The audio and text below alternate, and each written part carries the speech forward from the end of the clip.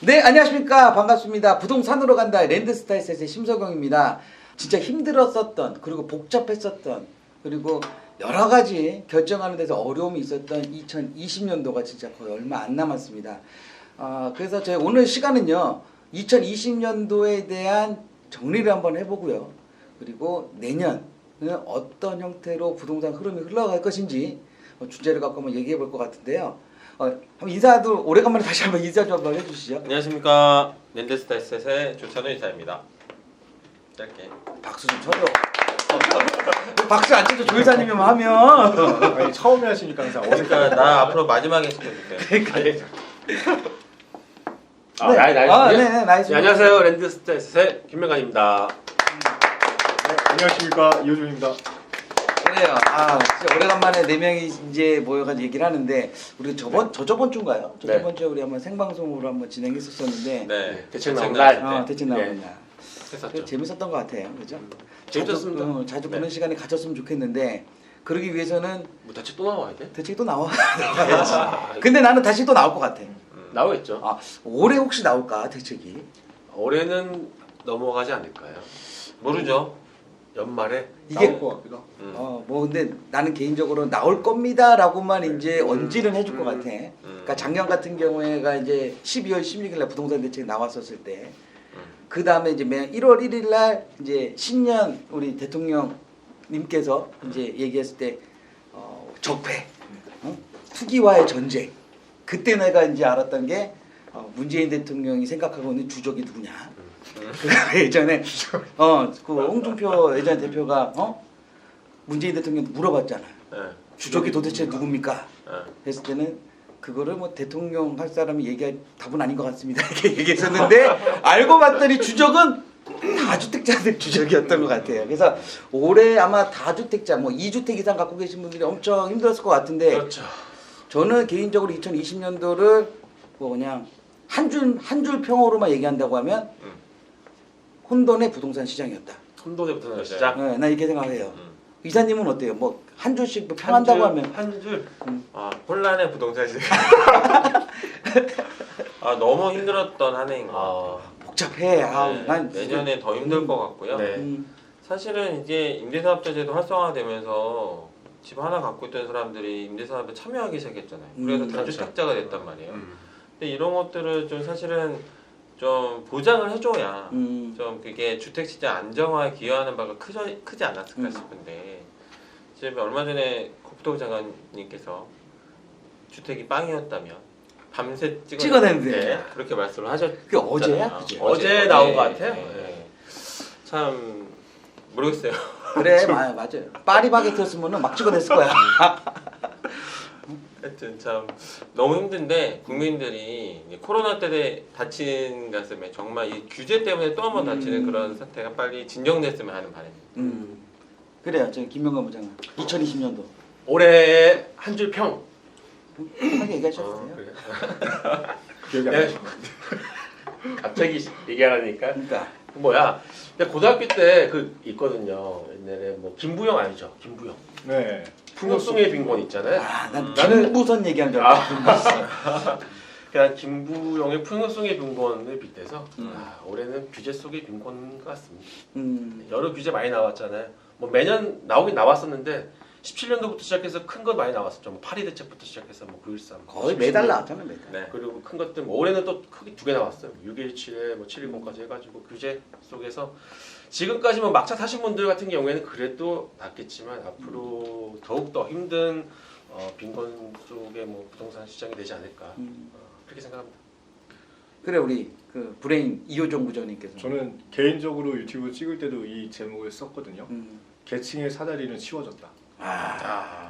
드디어 집을 못 가진 사람은 평생을 못 붕어, 가는 가재, 개구리로 남아야 되는 현실이. 붕어 가재 개구리는 진짜 뭐야? 맞습니다. 그거 가붕계라고 맞아요. 되게 많이 나왔어요. 네, 계층의 사다리가 더 이상은 없다. 네. 계층 상승은 꿈도 꾸지 마라. 그러니까 집을 가진 사람과 집을 못 가진 사람의 계층이 이동이 이제는 없을 것 같습니다. 이거는 진짜 이거 격차가 더 벌어지겠죠. 결국은 양극화 얘기를 하시는 초양극. 초양극화. 그게 앞으로 엄청 많이 심해지겠다. 그러니까 이거 보잖아요. 가진 사람은 그냥 이대로 가면 되는 거고요. 못 가진 사람은 평생 못 가지는 시장이 됐다. 이게 내년이 더 심해질 것 같고요. 어차피 지난 거니까 이제 우리가 사실은 뭐 지난 거 백날 얘기해봐봐야 중요치 않잖아, 그죠?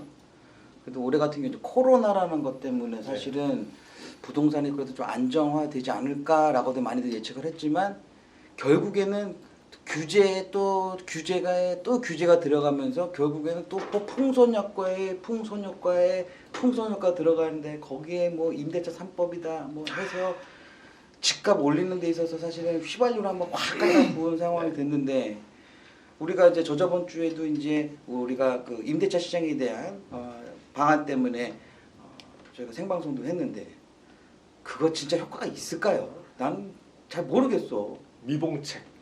미봉책. 또 미봉책. 네, 이거 다 규제가 또 나올 것이냐. 다들 예측하셨잖아요. 규제가 나올 건데 제가 감히 예상하기로는 12월달에 재개발 선도 지역을 발표를 하면서 공공재개발? 공공재개발이라는 이름이겠죠. 그 다음에 토지 거래 허가 구역을 추가 지정하겠다라고 하면 속도전이라고 했잖아요. 공공재개발은 이주 대책을 감안한 호텔의 주거시설로의 변환이 올해 가장 큰 키워드가 아닐까. 올해 키워드. 예, 올해 키워드를 뭐 지금 토지 거래 허가 구역 내에 있는 대치동 삼성동 일대에 빈 상가를 LH가 매입해서 주거시설로 임대를 놓겠다라는 대책도 나왔었고 지금 막 부랴부랴 어떤 호텔을 매입해서 전세난을 해결하겠다는 얘기가 앞으로 어떻게 보면 예고편일 수도 있다.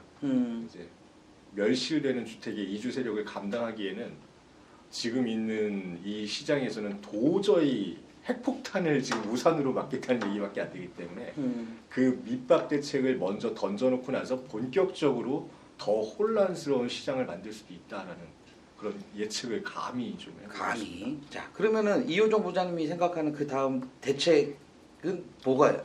토지 거래 허가 구역 토지거래 추가 지정. 추가 지정. 네. 어디가 될까? 어렵나? 뭐 일단은 주택 거래량이 늘어나고 있는 지역들 그리고 지금 기존에 묶었던 지역의 그 인접 지역들로 넓혀 나가겠죠. 근데 지금 그런 데가 사실 개발 계획이 있어야지만 사실은 토지거래 허가구역을 할 수 있는 그런 건이 되기 때문에 어딜까? 난 지금 사실 진짜 궁금해서 물어보는 뭐 거야. 대형 업무 시설이 들어오는 지역들 주변으로는 대부분 다 묶일 가능성이 좀 많이 있을 것 같은데 역 심지어는 뭐 강남권이 좀 많이 묶여 있는데 강북권까지도 묶일 수도 있고요. 뭐 공도거리 이런 게 묶일까? 상담하면서 첫 번째로 제가 누차 드리는 말씀인데요. 5월 6일 날 발표안에 해답이 다 들어있다고 말씀드렸잖아요. 5월 6일 날에 현황과 문제점을 보면은 답이 다 나와 있습니다. 현황이 뭐냐면 재개발 재건축 허가는 박근혜 이명박 정부 때보다 훨씬 더 많이 해주고 있다 인허가를. 근데 문제는 여기서 이제 대상지가 나옵니다. 사업성이 나오지 않아서 아직까지 지지부진하고 조합 설립이 안 돼 있는 지역을 먼저. 두 번째는 조합 설립을 허가를 내줬음에도 갈등이 있어서 진척이 안 되는 지역이 두 번째. 어디라고 생각하세요? 후암동입니다. 후암동. 서호암. 네, 서후암동. 용적률이 나오지 않기 때문에 그렇죠. 특별계획구역으로 지정했음에도 불구하고 17층 제한이 걸려 있는 지역입니다. 그리고 두 번째는 주민 간의 갈등이 극심해서 특별계획구역에서 해제됐습니다. 그 지역을 첫 번째 대상지로 지정하지 않을까라는 게 소암동이 공공재개발이 1호 사업이 될 수가 있어요. 그러면 그것도 예전에도 네. 한번 얘기했었던 네. 지역인데 아직까지 큰 움직임은 없지만 조만간에 이제 발표할 것 같다. 네. 이호정 부장이 생각하는 거는 규제 이제 뭐 그런 내용이고 그리고 언론에서도 나왔던 내용들 중에 제가 한꺼번에 이제 내가 얘기를 하면 불과 진짜 뭐 한 3년 전까지만 해도 사업성이 없었던 재개발 지역 같은 경우들이 워낙 주변에 때 집값이 많이 올라가다 보니까 이제는 사업성이 나오기 시작한 거지. 사업성이 나오기 시작하다 보니까 당연히 인허가를 내줄 수밖에 없는 상황이고 인허가를 내주는 데 있어서 집값 올린 것에 대해서 정부에서 인정을 하기 싫으니까 거기다가 공공재개발을 껴넣는 상황이다 라고도 얘기를 하더라고. 나도 이제 얘기 들어보니까 본인 의견이 아니시고 그냥 아니 하시는 겁니까? 그러니까 뭐 내 의견도 있긴 하는데 왜냐면 다른 분들하고도 얘기를 하다 보니까 그런 얘기들을 이렇게 하는데 멘트가 생각해둔 멘트가 참잘 비껴나가시네. 쭉 나가는데 이거는 피해가신다. 이 멘트 치려고 지금까지 기다렸던 것 같아 지금. 3일째 준비했어? 아니 근데 그런 상황들이 지금 벌어지고 있는 상황인데 하여튼 이제 규제에 대한 부분이 이제 앞으로 또 어떤 게 나올 것이냐에 대해서 생각을 했었을 때 아까 말했던 뭐 토지거래 허가구역이 더 진행될 거고 이제 뭐 공공재 개발에 대한 것 때문에 얘기할 거다 뭐 얘기 나오는데 나는 또 다른 것 쪽으로 보게 되면 다른 거라고 똑같은 내용이지. 이제 오늘서부터는 이제 대출이 그 신용 대출이 네. 이제 어렵죠. 네. 그러니까 어렵다게 한다는 건 뭐냐면 1억 이상의 대출을 받았었을 경우에는 그 대출 받은 금액을 갖고 못 쓰지. 1년 안에는 집을 못 사게 됐단 네. 말이지. 그러면 1년 후에는 살 수 있다는 얘기거든. 그렇죠. 그게 어. 규제 빈틈이죠. 그게 규제 빈틈이죠. 그러니까 규제를 너무 좀 이렇게 얘기하면은 기분 나쁘실지 모르겠지만 허접하게 만들어서 아니 대출 받아놓고 1년 동안 내가 그냥 주식을 하던 막 썼어. 그리고 1년이 지난 다음에 집 사도 되는 거야. 또 하나 내가 대출을 받았어. 빌려줘. 아니 지금 빌려줘도 되는 거고 와이프가 집을 사. 명의를 틀리게 해서 와이프 명의로 사. 전혀 또 문제 없거든. 문제 없죠. 자 다음 대책은 1년 후에 나오기라는 거예요. 1년 후에 다음 아니야. 부동산 대책은 신청 대출 미래가 됩니다. 왜냐면 대출을 받아서는 아예 집을 못 사게 하는 규제가 한 번 더 나오지 않을까. 그 왜냐면- 규제를 대비해서 지금 이거를 시작해 놓고 밑밥을 밑밥 먼저- 깔아 놓고 나중에 그게 또 나오지 않을까요? 왜냐면 규제를 임기 말까지 안 하면 할 일이 별로 없잖아. 그분들이. 계속 뭔가를 만들어야 되기 위해서 나 그런다고 생각해. 이사님 뭐 항상 얘기하시지만 그분들 절대 허술하지 않다 이야기 하시잖아요. 똑똑하지. 똑똑하신 분들 많이 모여 있으신데 밑밥 다 깔아 두고 나서 다음 규제를 대비해서 그러니까 내가 이거는 비교하면은 조금 안 맞을 수도 있지만 이번 주 주말에 이제 서울 같은 경우에는 코로나 확진자가 뭐 500명씩 넘게 나왔단 많이 말이에요. 나왔죠. 그래서 나도 그 잠깐 봤더니 뭐 일주일 동안 해서 뭐 400명 이상 됐었을 때는 뭐 2.5단계인가 그리고 상능할 수 있다, 격상시키겠다. 격상시키겠다라고 내용을 해서 했는데 결국에는 2.5단계까지 2단계 하면서 지금 현재 그 장사하시는 분들 우리 자영업자들 9시까지 이제 영업시간을 중지시켰는데 이거를 지금 현재 보게 되면 원래는 그러니까 격상을 해야 되는 상황인데 자영업자 때문에 못한다 그럴 수도 있겠네요. 라고 그렇게 말씀을 하셨거든 정세균 총리님께서. 그러면 부동산 대책도 그렇게 만약에 뭔가 격상을 하거나 하는 규제가 들어간다고 썼을 때 대책파했었을 때 피해보는 사람들 때문에 못하는 부분이 생길 수도 있잖아. 네. 똑같이 규제를 한다고 하면. 근데 왜 그거를 코로나는 물론 좀 비교하면 좀 그렇지만 응? 왜 부동산은 그걸 생각 안 하고 만들고 왜 코로나는 그것까지 다 생각을 해가지고 못한다 라는 거는 조금 같은 정부에서 운영하는 거에서 좀 문제가 있지 않나. 죄송합니다. 이런 내용. 그쪽이 있으니까 그렇게 하겠죠. 어. 앞서서 말씀하셨지만 다주택자는 적폐고 그렇죠. 우리가 1주택을 갖고 있는지 여러 주택을 갖고 있는지 파악하기 이전에 그냥 부동산을 사는 것 자체가 죄스럽게 만들어 놓는 게 정부의 목적이고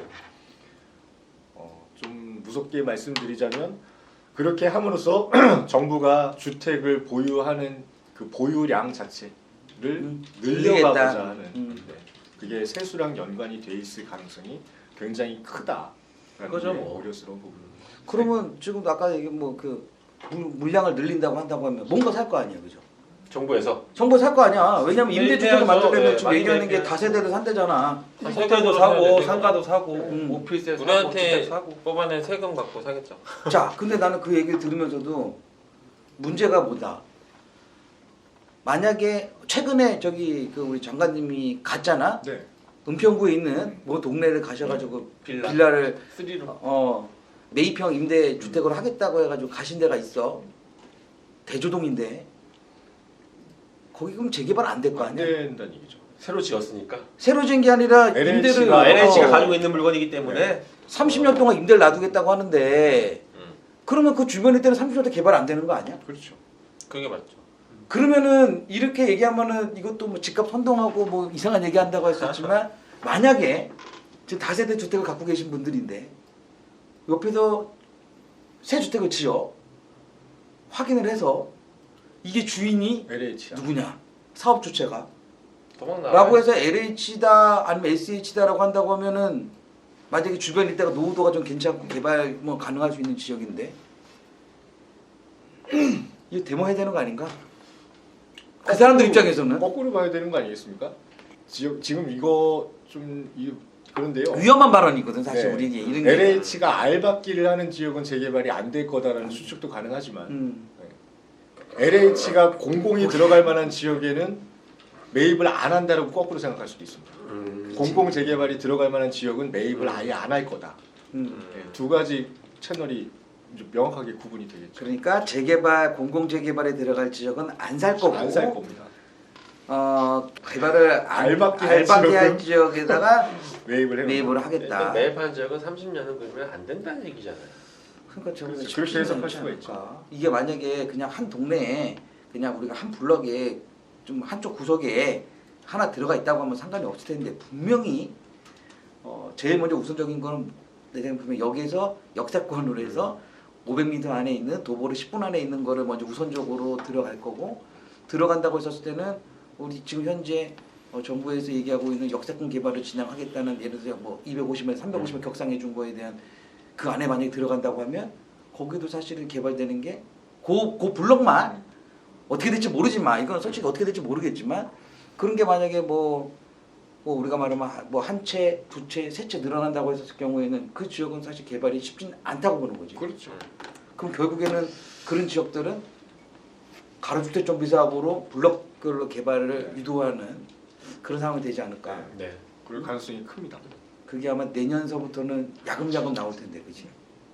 좀 말씀드리긴 좀 뭐하지만 지역 말씀드리면 또 반발이 있을 것 같아가지고 네. 그런 지역들이 많거든요. 그러니까 지금 상당히 그런데 많습니다. 하려고 하는 것들이 눈에 보이는 게 뻔한데. 근데 이것도 이게 우리가 또 다르게 생각해야 되는 게 LH가 매입 임대주택을 하는 그 시기가 있잖아요. 매입을 하는 시기. 그게 착공이 허가를 내주고 나서 그 다음에 직접 바로 들어가거든요. 그러니까 지어놓은 집을 매입하려면 건축주 입장에서 먼저 분양을 한 다음에 자녀 세대를 이렇게 임대로 넘기는 수밖에 없잖아요. 보통 그렇게 이루어지는 게 아니고 거의 통으로 다 삽니다. 그럼 인허가 단계서부터 인허가 들어가지 단계에서부터 작정하고 들어갈 수 않을까? 있어요. 자, 그러면은 도시 재생 사업을 하는 지역들이 들어갈 확률이 훨씬 높겠네. 맞습니다. 도시재생 뉴딜 사업이 그치. 인허가를 내줌과 동시에 자기네들이 매입 임대주택으로 편속시킬 가능성이 크고 그 지어지는 방의 개수라든가 그 조건을 충족할 만한 부지가 확보가 돼야만 LH가 들어갈 가능성이 앞으로 커진다고 보면 되겠죠. 그러면은 제가 알기로는 용산의 서계동 지역 같은 경우 지금 도시재생 사업 네. 진행 중인데 아마 4년 차 되죠. 내년 5년 차 되나? 거기 지역은 이미 서울시에서 매입을 많이 한 걸로 알고 있거든요.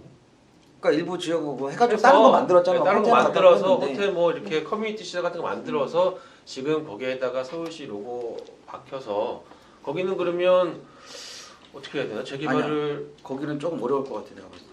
내 어디가 생각에 어떤 서계동. 재개발이? 아니. 아 왜냐면 도시재생 사업에 들어가는데 서계동일 때는 지구 단위 계획으로도 묶여있기 네, 때문에 지금 하나씩 묶여있죠. 개발은 안 돼. 그렇기 때문에 단독 개발은 어렵기 때문에 좀 어려울 것 같고 그냥 뉴딜 사업, 도시재생 사업 지역을 얘기하면 참 이게 내가 애매해서 말을 못하겠지만 서울에 뭐 있잖아요. 서부권에 서남권에 있고 그지 동부권에 있는 도시재생 사업장이나 아니면은 뉴딜 사업 지역 쪽에 보게 되면 지구 단위계 안 묶여 있는 데들 야. 이런 데들은 원래 거기에 보게 되면 이제 공공주택을 뭐 활용해가지고 뭐 하겠다는 내용들이 있거든. 뭐 그런 쪽으로 그러면 좀 가지 않을까? 라고 난 생각을 합니다. 야, 그러니까 이거 지역을 얘기를 못하고 이거를 이렇게 설명해주면 좋은데 하여튼 뭐 그거는 저 시청자분들이 좀 알아서 걸러드렸으면 좋겠고. 그거 같아. 이거 뭐 그 광고할 때 좋은데 얘기할 수도 없고 뭐라고 말할 수도 없고 표현할 방법도 없고. 야, 근데 실시간으로 방송해야 되는 거 아니에요? 그런지 몰라고. 하여튼 정부에서 이렇게 앞으로 운영하는 데 있어서는 뭐 정부에서 하는 거니까 우리가 말릴 수는 없는 거고 당연히 그거는 우리가 서민들을 위한 정책이기 때문에 그거에 대한 거는 이해를 해줘야 되는 부분인데 이게 앞으로도 계속 그렇게 간다고 했었을 때는 진짜 그 피해를 보시는 분이 있을 거고 우리가 정책이라는 게 양날의 검이 있는 거잖아, 그지? 누군가는 이해 보는 그죠? 누군가는 이득을 보는 사람이 있으면 누군가는 손해 보는 사람이 있기 때문에 뭐 세금도 마찬가지잖아. 내는 사람이 있으면 그 세금 낸 걸 갖고 저는 또 이득을 보는 사람이 있기 때문에 이게 잘 돌아야 되는데 이게 잘 돌지는 모르겠지만 하여튼 그렇습니다. 그러면은 자 올해는 그 혼돈의 시기로 해서 여러 가지 규제 제택 때문에 부동산이 많이 힘들었었던 부분들 뭐 다주택자들 힘들었던 부분들 여러 규제들 있지만 내년에는 어떻게 될까?